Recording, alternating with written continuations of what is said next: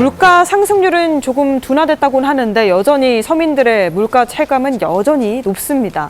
실제로 통계청이 내놓은 국내 외식과 가공식품 물가를 보면 5년 전보다 20% 이상 오른 것으로 나타나는데요. 현황이 어떻습니까? 네, 실제로 5년 사이에 외식 물가 또 가공식품 물가가 상당히 많이 오른 것으로 통계청 통계에 잡히는데요. 통계청이 지난달에 집계를 해보니까 외식 물가 지수가 어느덧 124.56까지 올랐습니다. 숫자만 말씀드리면 이게 어느 정도 오름폭인지 가늠이 잘 안 되실 수 있는데요. 2020년 1월 이후에 가장 높은 수준입니다.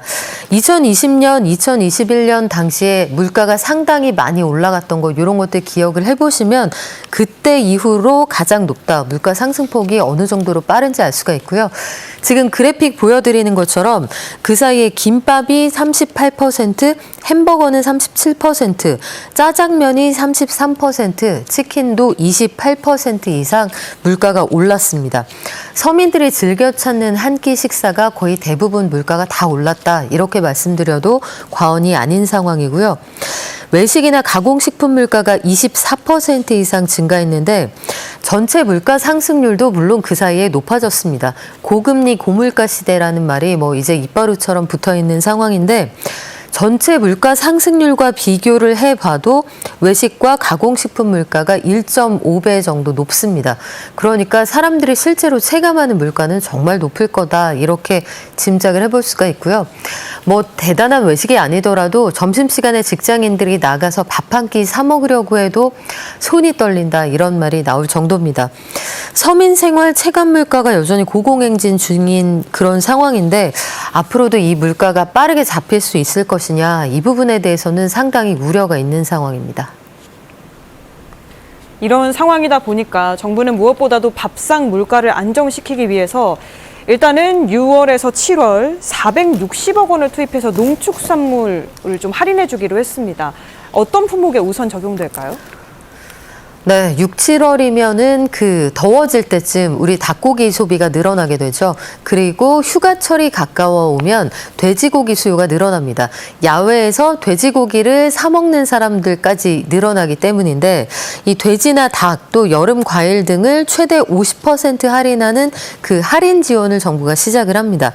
한도는 한 사람당 주당 10,000원에서 20,000원까지로 확대를 하고요. 가격이 급등하고 있는 고등어 연말까지 0% 할당 관세를 적용을 해서 할당 관세라는 건 가격이 단기간에 급등할 때는 관세를 매기거나 매기지 않는 방식으로 해서 가격을 유동적으로 조정하는 일종의 정책 수단인데 사실 최근에 우리 바다에서는 고등어는 거의 잡히지 않는 상황이죠. 해서 수입산이 많은데 이거 관세 안 받겠다 이런 뜻입니다. 또 고등어와 계란 가공품의 할당 관세 물량을 10,000톤씩 확보를 하고요.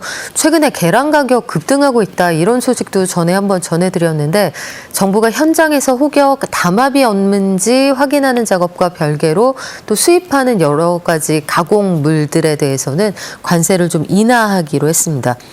또 계란 산지가 고시제를 폐지한다 이런 입장도 밝혔는데 계란 산지, 그러니까 계란을 키우는 농가들의 연합회가 산지 가격이 얼마인지를 고시함으로써 이것이 마치 최하 가격인 것처럼 기능을 하기 때문에 이 가격을 높이 부르면 시중에 유통되는 가격이 올라서 왜곡될 수 있다. 이게 정부의 고민입니다. 해서 이 가격제도 폐지한다 이런 이야기고요. 가공과일 4개 품목은 연말까지 15%에서 20% 정도 할당 관세 적용을 합니다. 또 새 정부가 추가 경정 예산안 관련해서 2차 추경 이번 주 목요일에 처리할 예정인데 여기에도 물가 대책이 포함이 되어 있습니다. 네. 장바구니 물가를 전반적으로 낮추기 위해서 관세부터 고시까지 제도적으로도 손을 보는 모습인데요.